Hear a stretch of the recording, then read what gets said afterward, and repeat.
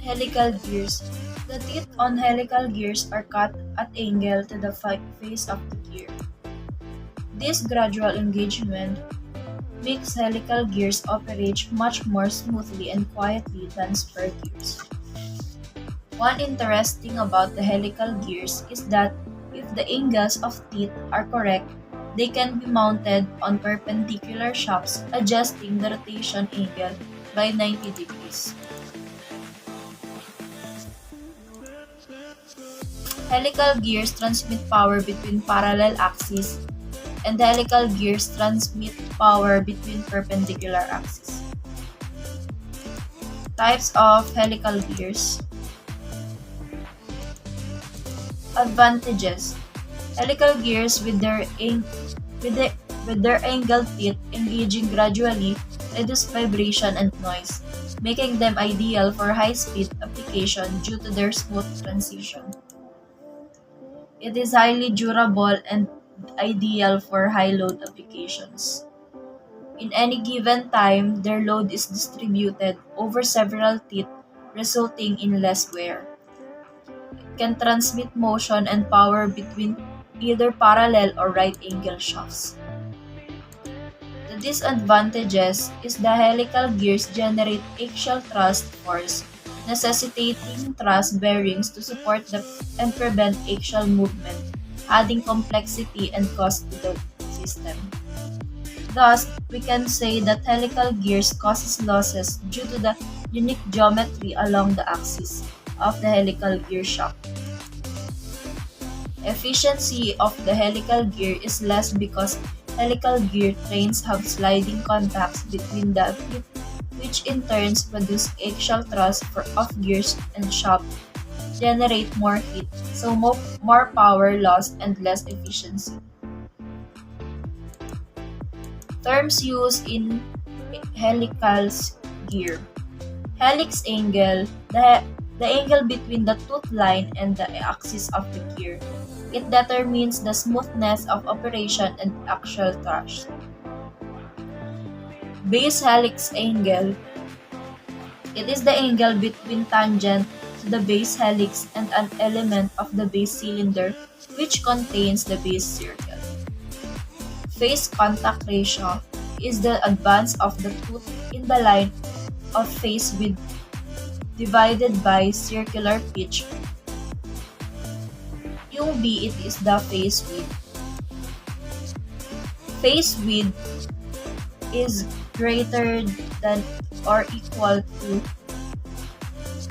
face width mean equals 1.15 PA, where PA is an axial pitch.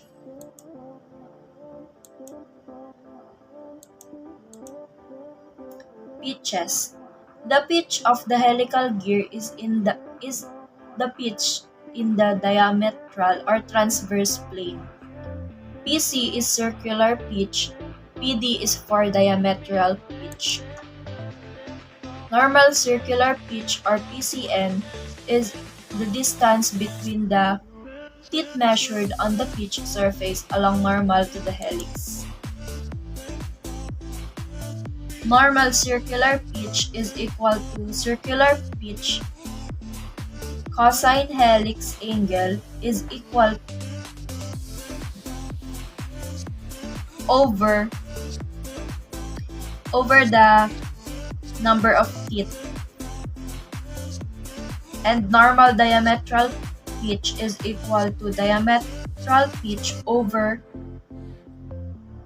cosine helix angle is equal to number of teeth over the cosine helix angle. PDN is the normal diametral pitch and NT is the number of teeth. Axial pitch or PA. It is the distance between corresponding points on the adjacent teeth measured in an axial direction. Axial pitch is equal to circular pitch over tan helix angle is equal to pi d over the number of teeth. Tan helix angle is equal to pi over diametral pitch tan helix angle.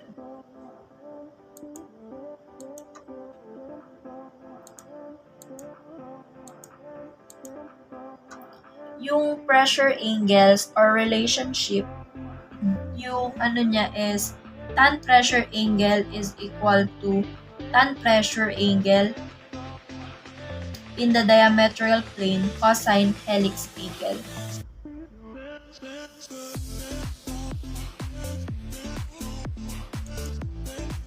Dynamic load for helical gears is Vm less than 5,000 FPM. It is dynamic load for helical gears is equal to Ft plus 0.05 Bm times Ft plus Cb cosine squared helix angle all over 0.05 Bm plus Ft plus Cb cosine squared helix angle raised to 1/2 times Lb, where symbols have the usual meaning. Strength of helical teeth is equal to sigma by over kf times normal diametral pitch times L. Where symbols have the usual meaning, y is the chosen in accordance with the equivalent or also called formative or virtual. Number of teeth is NE. NE is equal to N over cosine cube helix angle. Limiting wear load, FW is equals to B, which is the phase or width. DP is yung pinion diameter, yung maliit na gear o kaya yung driver. Q is equals to load sharing factor, kg. Yung kg pwedeng ma-derive gamit itong formula na to, over cosine squared na angle ng helix. Axial load is equals to Ft tangential force times tangent ng helix angle. Cross helical gears, the shocks can be at any angle, but 90 degree is the most common. For same hands, helix 1 plus helix 2. For opposite hand, helix angle 1 minus helix angle 2. Whether N1 is equals to pi d1 cosine helix angle 1 over PCN. This PCN is normal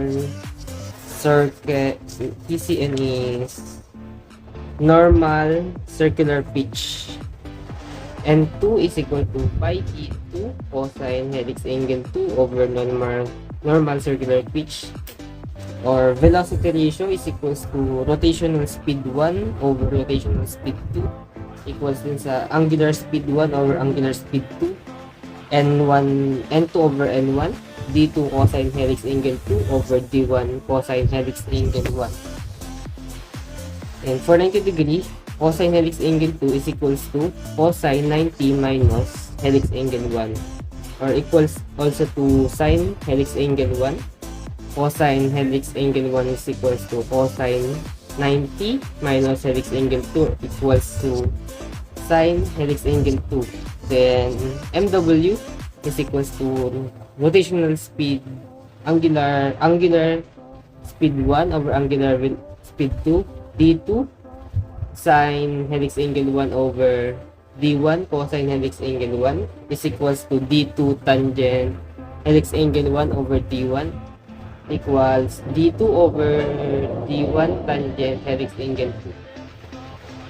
Efficiency of cross helical gears for 90 degrees. Efficiency is equals to cosine normal angle pressure minus F cotangent helix angle 1 over cosine normal angle pressure plus F tangent helix angle 1. Problem solving tayo sa helical gears. Number 1, a pair of parallel helical gears consists of an 18-teeth pinion meshing with a 45-teeth gear, 7.5 kilowatts power at 2000 RPM is applied to the pinion through its shaft.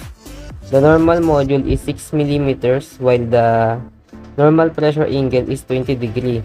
The helix angle is 23 degree. Determine the tangential, radial, and axial components of the resultant tooth force between the meshing teeth. So, given is TP 18, TG 45, power 7500 watts at 200,000 RPM. Supplied to the normal module. Normal module is 6 millimeter, while the normal pressure angle is 20 degree. The helix angle is 23 degree. Determine the FT, FR, and FA. So, yung para sa normal module, meron siyang formula na MT times cosine ng helix angle. So, para makuha natin yung MT is equals to MN over cosine ng helix angle, which is equals to 6 millimeter over cosine ng helix angle is 23. So, 6 cosine 23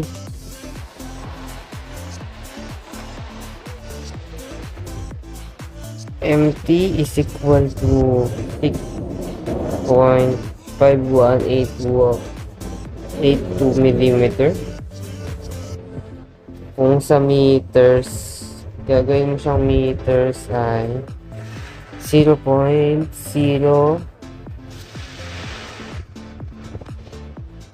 006.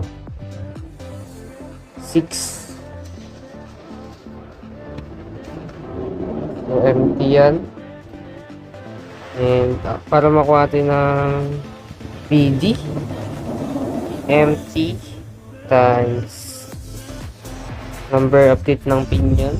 So, MT is yung 6.51 5182 times 18 is equals to 6.51 82 times 18 117.3276 millimeters. PD is diameter. PD is the module portion.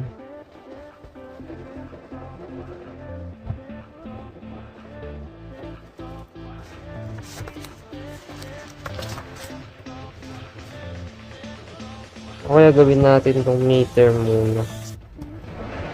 Equals 0.1173 meters. MPD. Pagkatapos power is equals to F force times velocity. Velocity is equals to pi dn. So, PD, pwede gawin natin PD. Pi is equals to PD, 0.1173 meters. N is equals to 2000 RPM, 60 seconds. Velocity is equals to 12.2836 meters per second. So, para makuha FT is equals to power over velocity. Power is 7,500 Newton meter per second over 12.2836 meters per second. FT is equals to 7,500 12.2836 610.5702 newtons. FT is equals to cancel. Meron na tayong FT. Ang susunod is FR, radial force. FR is equals to FT tangent ng pressure angle pressure. Kaya lang wala tayo na itong ang binigay normal pressure. Wala tayo niyan. Meron tayong ganito, normal pressure. And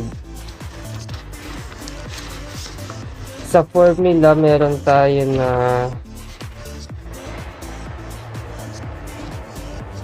tan normal pressure is equal to tangent pressure cosine helix angles. Para makuha ko to, tangent is equals to normal over cosine ng helix angle. Tangent normal pressure is equals to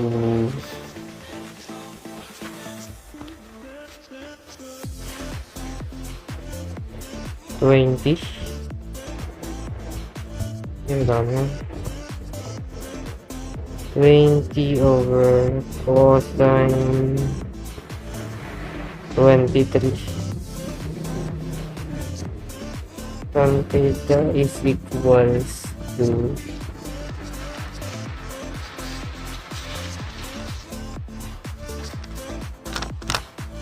tan 20 over cosine 23.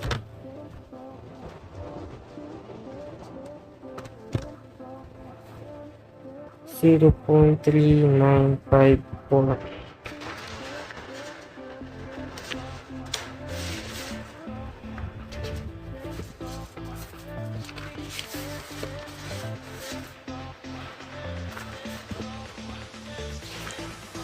So, ito yung ating FR is equals to FT 610.5702 times itong F tangent natin 0.3954. 610.5702 times 0.3954 is equal to 241.4195 newtons. So, yan yung ating radial.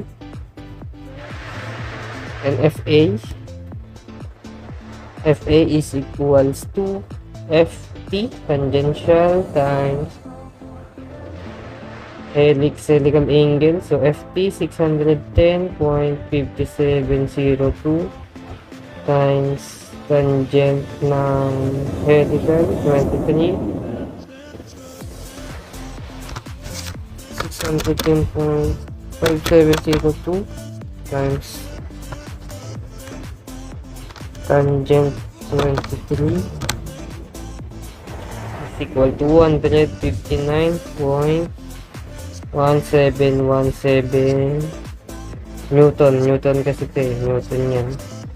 So, FA is equals to 259.1717 Newton. 2. A parallel helical gear set consists of a 19-tooth pinion driving a 57-tooth gear. The pinion has a left-hand helix of 20 degree, a normal pressure angle of 14.5 degree, and a normal diametral pitch of 10 inch. If the pinion is to transmit 50 HP at the speed of 1750 RPM, determine the center distance of two gears, circular pitch, and radial load. Given is pinion number of teeth T19, TG is 57,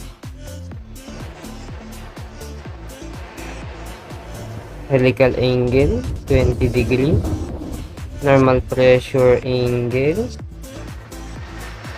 14.5, and a normal diametral pitch PDN 10 inch. If the pinion is the power is 50 HP and speed is 1750 RPM. Center distance, circular pitch, and radial loads. So, sa formula natin, meron tayong PCPD is equals to pi. So, para makuha yung PC is equals to pi over PD. Wala pa tayong PD, meron lang tayong PDN, pero ang PDN is equals to PD over cosine ng helical angle. So, yung PD is equals to PDN times cosine ng helical angle. PDN is 10 inch times cosine ng helical angle, which is 20. Ang PD natin ay ang PD 10 times cosine 20, 9.3969 inch. So, substitute lang natin dito para makuha natin yung PC. PC is equals to pi over 9.3969. So, shift by 9.3969. PC is equals to 0.3343. Letter B natin yan. Tapos, ang center distance, C is equals to diameter ng P, pinion, diameter ng gear, over 2, pwede ring radius ng pinion, plus radius ng gear. Pero wala pa tayong mga diameter. Makukuha natin yung diameter sa PD. Over PD is equals to teeth over diameter. Para makuha yung diameter, TP over PD. PD over PD.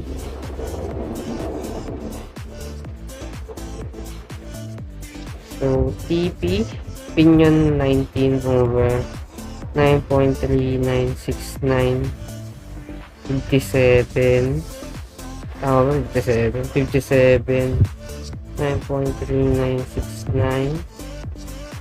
Ito ay magiging 19 over 9.3969, 2.0219.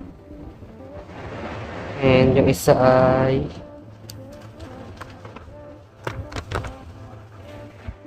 6.0658. So, ito yung mga diameter. Para makuha natin yung C,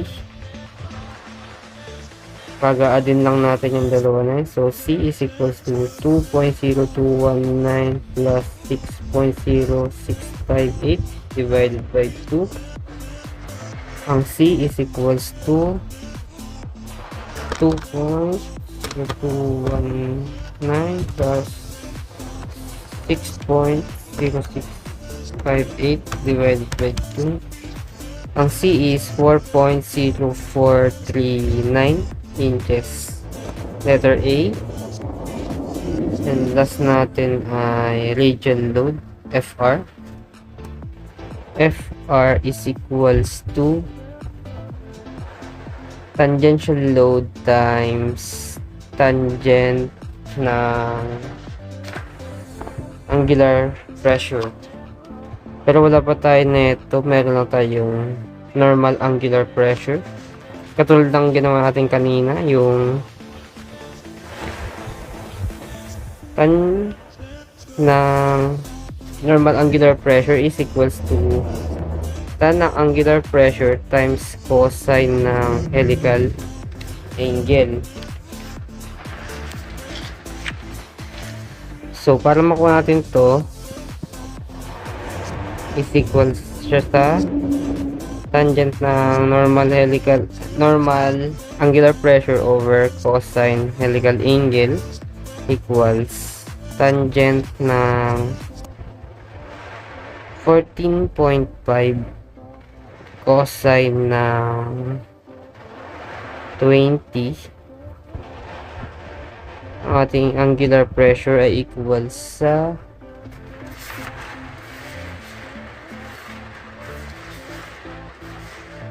0.2752. And yung FT, wala pa tayong FT. Meron tayong power. Ang power ay equal sa force times velocity. Wala pa tayong velocity. Velocity is equals to pi dm. So, para makuha natin yung velocity, pi. Diameter 2.0219. Driver, and yung driver is 1750. And equals yan sa 2.0219 times 1750. 1115.9758 inch per minute. Gawin lang natin per feet. 926.3313 feet per minute. So, para makuha itong FT is equals to power over velocity. Yung FT natin dito, i-write natin ng FR is equals to power over velocity, angular pressure, tangent na angular pressure, and feet per minute. So, ang power natin ay 50 HP. So, 1 HP, meron tayong 33,000 feet pound per minute over velocity na 926.3313 feet per minute times natin yung angular pressure ng 0.2752. Cancel. Feet minute, pounds matitira. FR is equals to pounds. Pounds yung matitira. 50 times 33,000. 50 times 33,000 divided by 926.21. 0.2752. FR is 490.1918 pounds. So, ayan yung sagot natin. There are two helical gears whose helix angle is 30 degree and PCN is equal to 0.5 inches and 15 and 45 respectively. Determine the center distance. Para given helix angle is equal to 30 degrees Celsius, normal circular pitch is 0.5 inches, number of teeth 1 is 15 and number of teeth 2 is 45. Kailangan natin hanapin yung center distance. So, yung formula ng center distance is C equals D1 plus D2 over 2. Una, ang kunin muna natin is yung normal diametral pitch. PDN is equal to pi over normal circular pitch. So, pi over 0.5 inches is equal to 6.2832 inches. Next is yung diametral pitch naman is diametral pitch is equal to normal circular pitch times cosine helix angle. So, 6.2832 inches times cosine times 30 degree. The answer is 5.4414 inches. Next naman dyan is kunin na natin yung diameter D1 ng D1 niya. D1 is equal to N1 over PD. So, 15 over 5.4414 is equal to 2.757 inches. Next naman is yung D2. D2 is equal to N2 over PD equals 45 over 5.4414 is equal to 8.271 inches. So, nakuha na natin yung D1 at D2, kaya pwede na natin kunin yung center distance niya, which is C equals D1 plus D2 over 2. So, 2.757 plus 8.271 inches is over 2 is equal to 5.514 inches. Problem set number 3. A helical gear has a pitch diameter of 250 mm, pressure angle of 20 degree, and helix angle of 30 degree. Power transmitted is 30 kilowatts at 1200 RPM. Let's determine the letter A is determine the tangential force, B is to determine the separating force, C is to determine the axial force, D is to determine the resultant force, and E is to determine the angle. Let's go to our solution. First is the letter A, which is to determine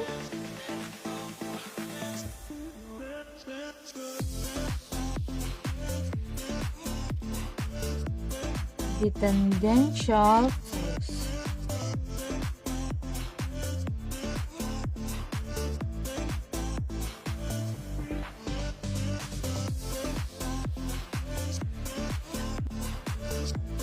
Before we proceed to solve the letter A, we are going to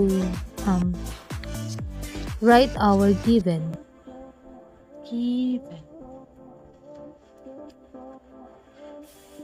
The given here is the pitch diameter, which is our PD,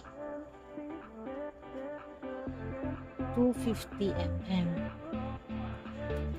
And the next is our pressure angle, which is 20 degree. Our helix angle, 30 degree.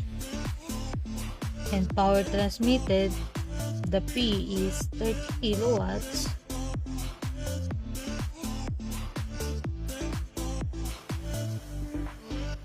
And the N, our speed is 1,200 RPM.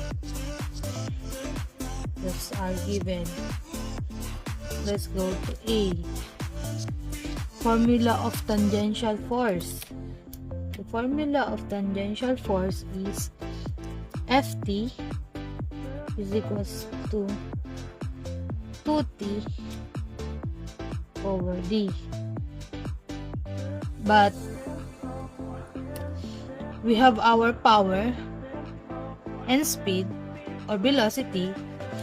So the tangential force related to the power, note that related to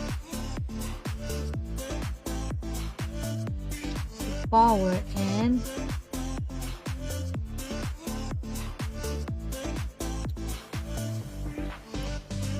angular velocity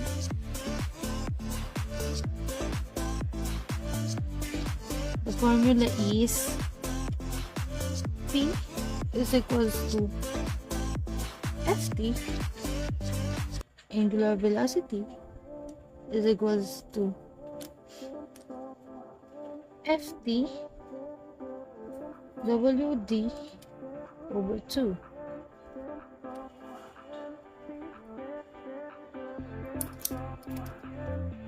This is the formula we're gonna use. Let's go. We have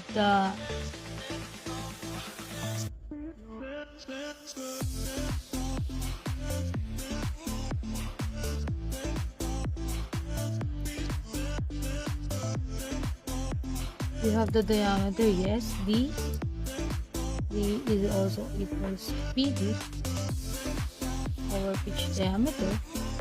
2. We have we don't have FT.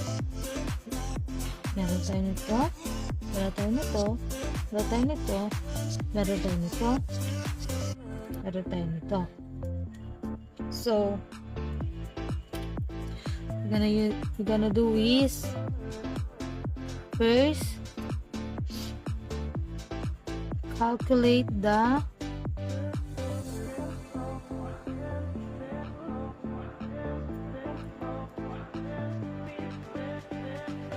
angular velocity, which is our W. Formula for this is W is equals to 2 pi n over 60 seconds.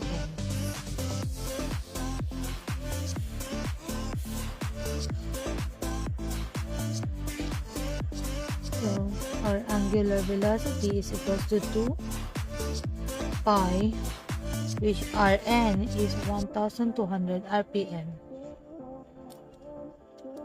multiplied by 1,200 RPM over 60 seconds.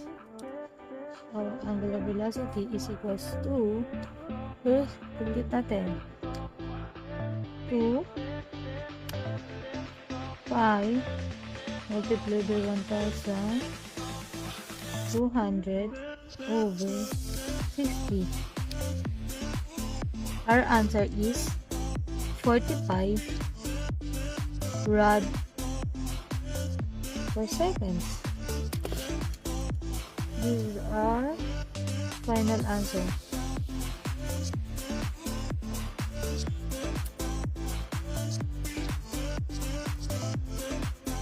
After we calculate the angular velocity, we can now proceed to tangential force. is Ft, is equals to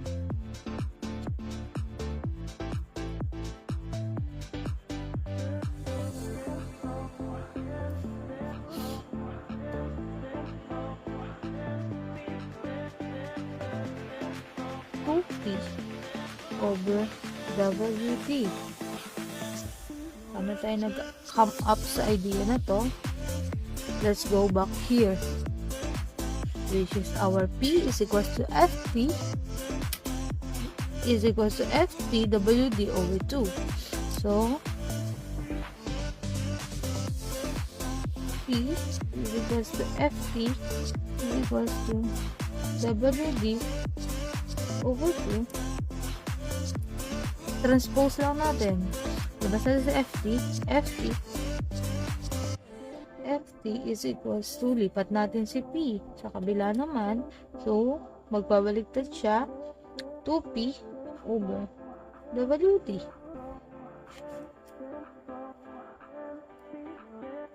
Kasi na natin siya sagutan. Ft is equals to 2. Power natin. Ano ang power natin? 30 kilowatts. Let's convert this to watts, which is equivalent to 30,000 watts. 30,000 watts multiplied by 30,000 watts. Another unit for unit term for watts is Newton meter per second. Let's write this, Newton meter per second over, which angular velocity natin is 45 rad per second, multiplied by our pitch diameter na 250 mm. Let's convert 250 mm to meter. Is equals to 0.25 meter. Multiplied by 0.25 meter. Ft is equals to, kapit natin, 2 multiplied by 30,000 over 40 times 0.25. Our answer is 1909.8593 Newton. Cancel the unit. Rad second, meter. So, matitira natin is Newton. This is the final answer in letter A. Let's proceed to letter B. Determine the separating force. Separating force is also called what is the separating force? Also called radial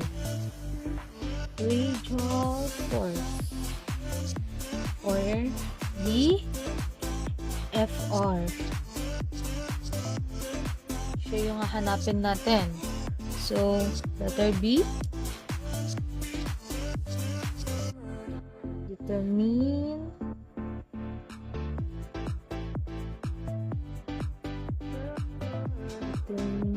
the separating force, or what we call radial force.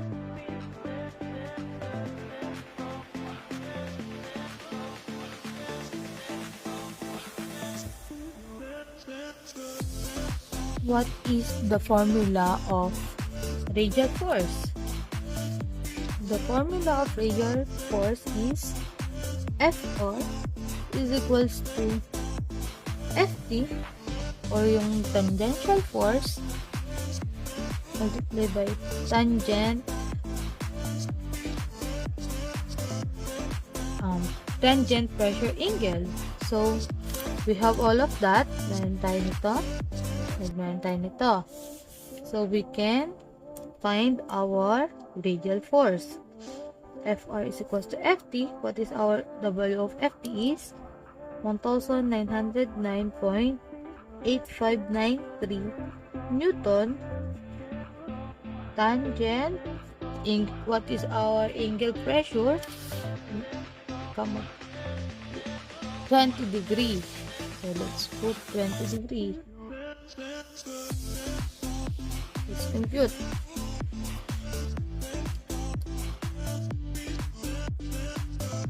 (1909.8593) tangent 20 degrees.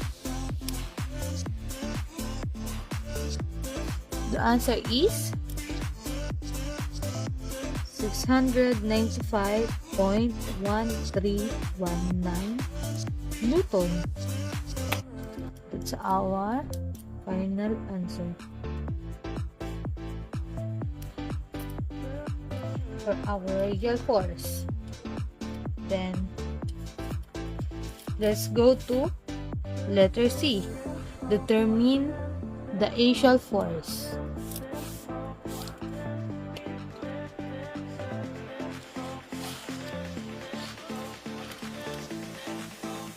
So, C.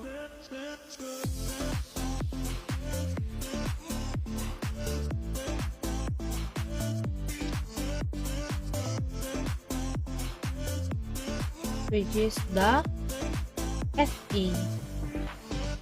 This is the formula of axial force.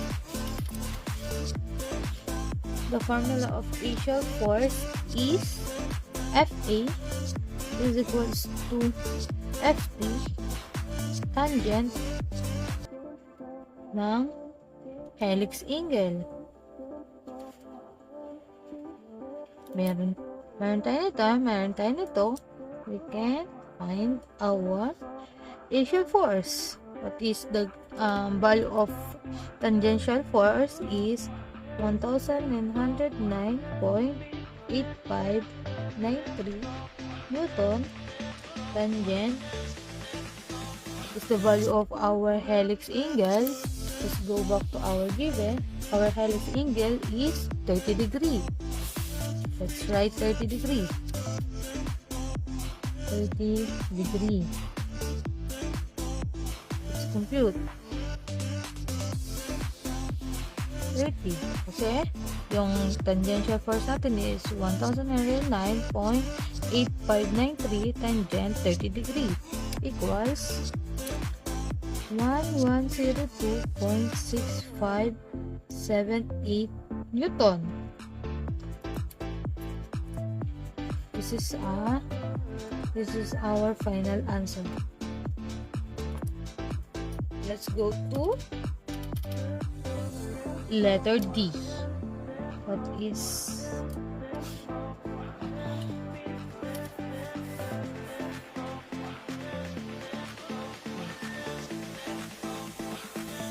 I'm gonna use another paper for our letter D.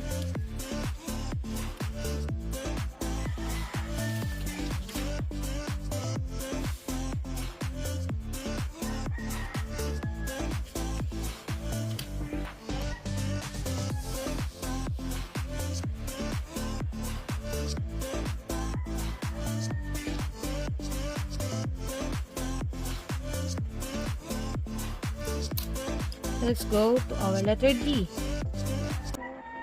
which is determine the resultant force or the FR. Let's write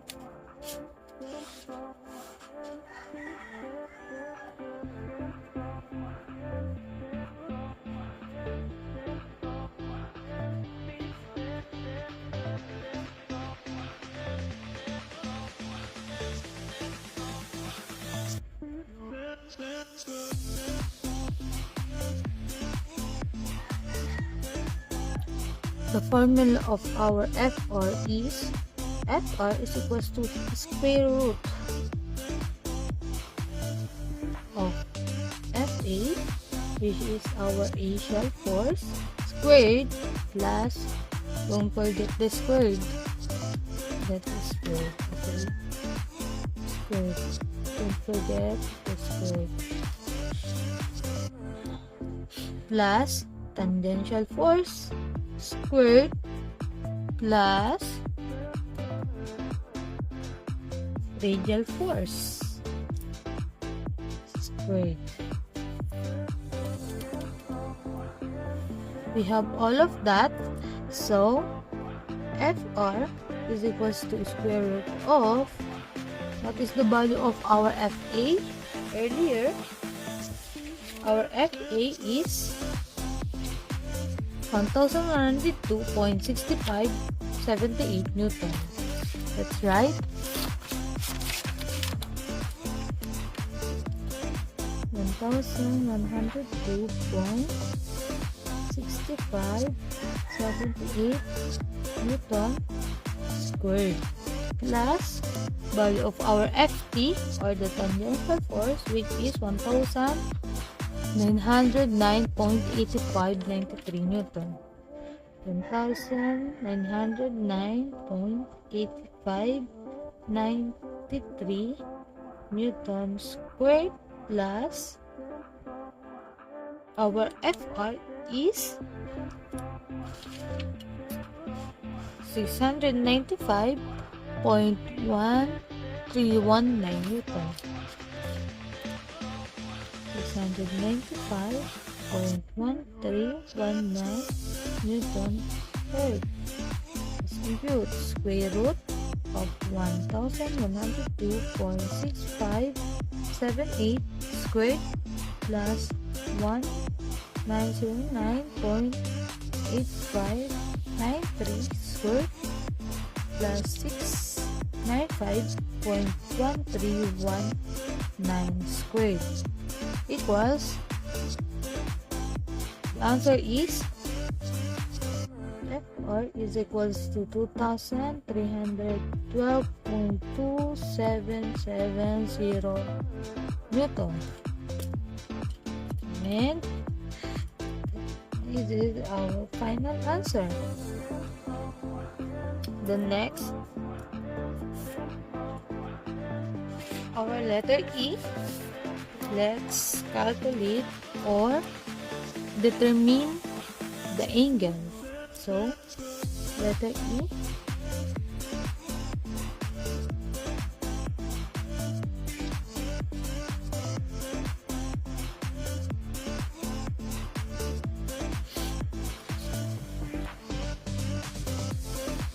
Gonna use the angle is equals to arc tangent multiplied by FR over FT. Let's do arctan. FR natin is 695.1319 Newton over FT natin is 1909.8593 Newton. Let's complete. Arctan, shift tan, para lumabas sa arctan, over 695.1319 over 1909.8593. And our final answer is 19.99%.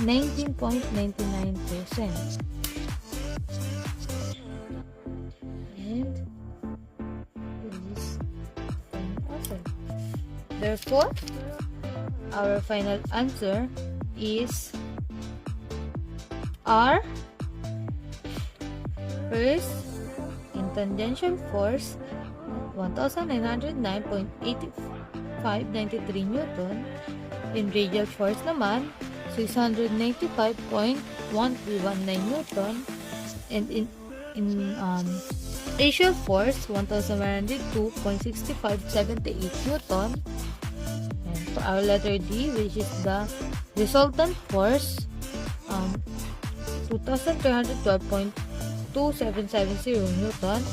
And the last is the angle, which is 19.99%.